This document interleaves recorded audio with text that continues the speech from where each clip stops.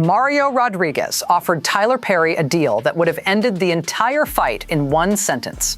Stipulate that you had a sexual interest in men before you ever met me, and I will never ask about your sexuality in that deposition again. Tyler Perry's lawyers said no. That refusal alone should stop you.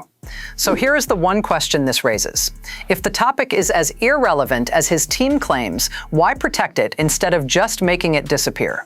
Mario Rodriguez is an actor who appeared in Boo, a Madea Halloween. He is suing Tyler Perry for $77 million over 2 alleged encounters from 2018.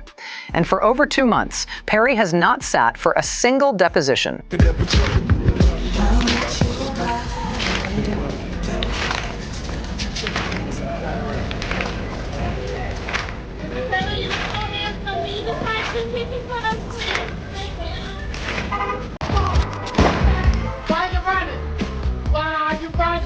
I don't play that Halloween bull.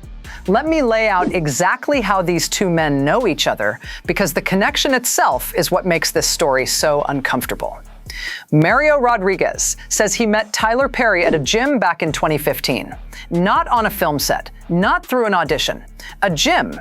And according to the lawsuit, that meeting eventually led to Rodriguez landing a role in Boo, a Madea Halloween, one of Perry's commercial franchise films. Think about the position that puts a young actor in. Perry was not just a director he auditioned for. He was a personal connection who could open a door into one of the most successful filmmaking operations in Black Hollywood. Tyler Perry built an entire studio empire from nothing, an actual physical studio lot in Atlanta, larger than several major Hollywood studios combined. He is one of the wealthiest entertainers in the country. And according to Rodriguez's lawsuit, filed in December 2025, that power dynamic is exactly what made it impossible for him to simply walk away when things allegedly went wrong. Rodriguez claims that in 2018, during a visit to Perry's home, Perry asked him directly whether he enjoyed oral sex before grabbing him inappropriately. He claims Perry gave him $5,000 afterward and apologized for his behavior. And he claims a second encounter followed the same pattern, ending again with money changing hands. $77 million. That is what Rodriguez is suing for, citing the most serious allegations, along with several other claims tied to those 2 encounters, filed in Los Angeles Superior Court. And from the very first filing, Tyler Perry's legal team did not deny that money was exchanged. What they denied was everything about why.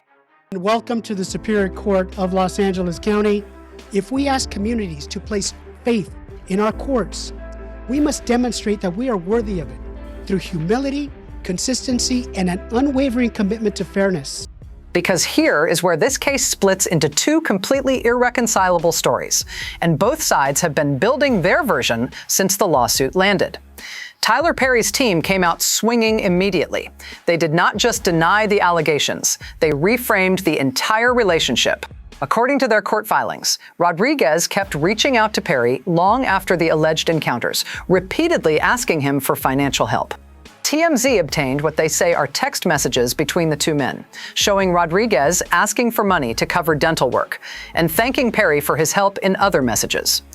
Perry's lawyers argue this proves the relationship was never what Rodriguez claims. Their words in the filing are blunt. They call the allegations a story built on a decade of falsehoods, misrepresentations, and outlandish claims with no basis in fact or law. They say Rodriguez only filed the lawsuit after Perry finally stopped giving him money, calling the entire case a transparent money grab designed to fund what they describe as his profligate lifestyle. Rodriguez's side tells a different story entirely. His attorney, Jonathan Delshad, argues that staying in contact with an abuser, even asking them for help afterward, does not erase what happened. It is a pattern that shows up constantly in cases involving power imbalances, where the person harmed remains financially or emotionally tied to the person who harmed them precisely because of the leverage that person holds. 2 stories, one built on alleged abuse and silence bought with cash. The other built on alleged manipulation and a money grab years in the making, and neither side has had to prove anything yet because Tyler Perry has not sat down for a single deposition.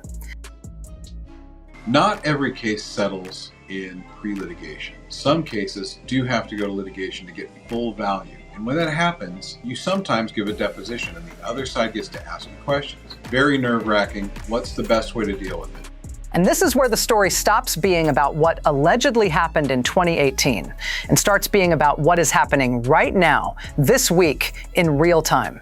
Because Rodriguez's attorney, Jonathan Delshad, says he has been trying to take Tyler Perry's deposition since April 14th. Mark that date, April 14th. That is over 2 months of attempting to get one of the wealthiest filmmakers in America to sit down and answer questions under oath in a case where the lawsuit itself was already filed back in December 2025. 6 months between filing and a deposition that still has not happened. According to the court filings submitted this past Wednesday to Los Angeles Superior Court Judge Brock T. Hammond, Delshad describes the pattern in a line that should stop you cold. He writes, 2 months of meet and confer practice have produced a record remarkable for what it does not contain. What the record does contain is a pattern: defendants commit and then defendants renege, commit and then renege. Delshad says Perry's team has technically agreed to a deposition date of December 9th, but argues that an email from these defendants is not an order, and that each of their prior commitments lasted only until the next email. Think about what that actually looks like on paper. A date gets set. A few weeks pass. The date gets walked back. A new date gets proposed. Weeks pass again. Walked back again. This is not a single missed appointment. This is, according to the filing, a documented pattern spanning April, May, and now June. 3 separate months of scheduled depositions that never happened. And the central sticking point in every single one of those negotiations was not the alleged encounters from 2018. It was not the $5,000 payments. It was one specific category of question that Perry's legal team has refused to allow under any circumstances whatsoever. A refusal so absolute that it became the reason an entire deposition stalled for over 60 days before it ever started. Yeah, so I'm 20 years old and I'm in Boston and trying to figure out what I want to do and what I want to be. And you've got to be honest with yourself about your strengths and weaknesses. And enough people sort of said, you should go be a lawyer.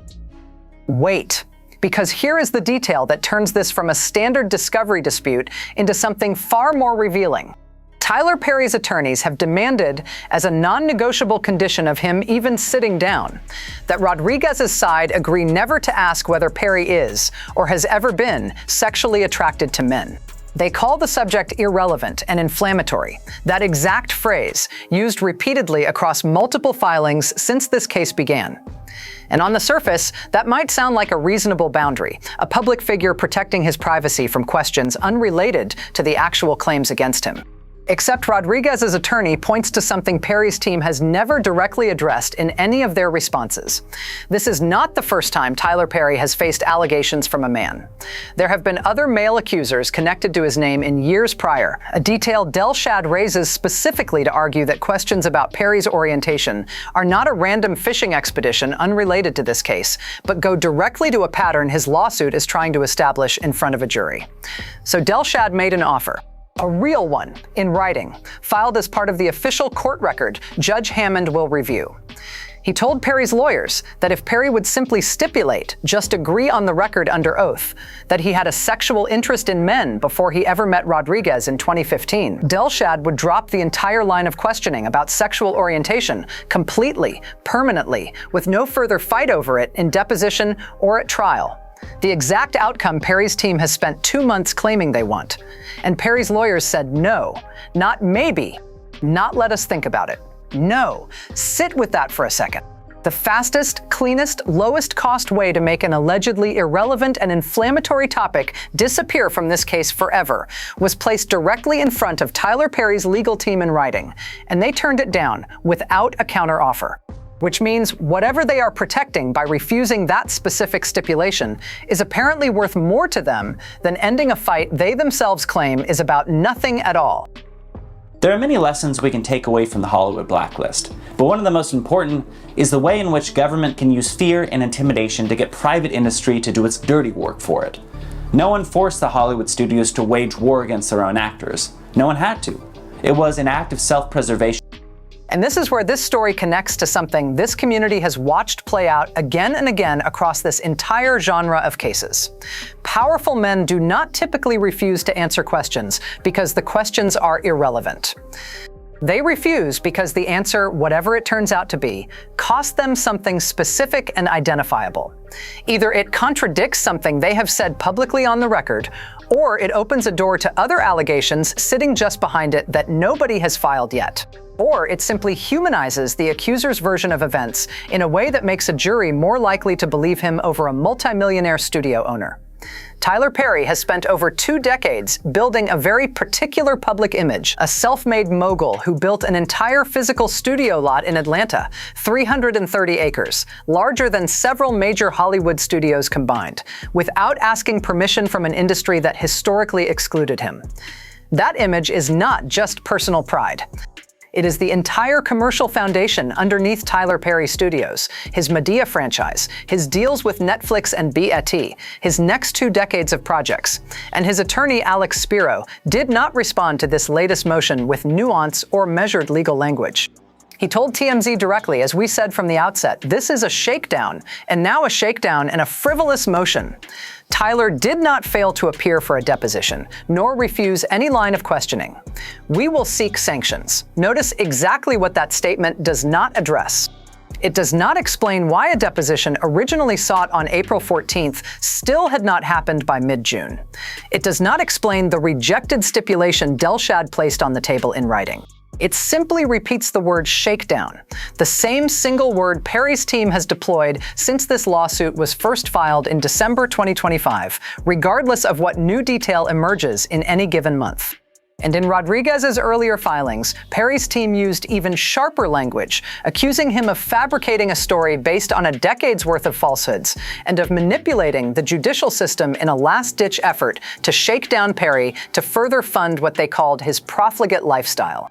That repetition, the same accusation, word for word, deployed every single time the case develops, regardless of the specifics in front of it, is exactly the pattern this community has learned to recognize from every other case we have covered on this channel.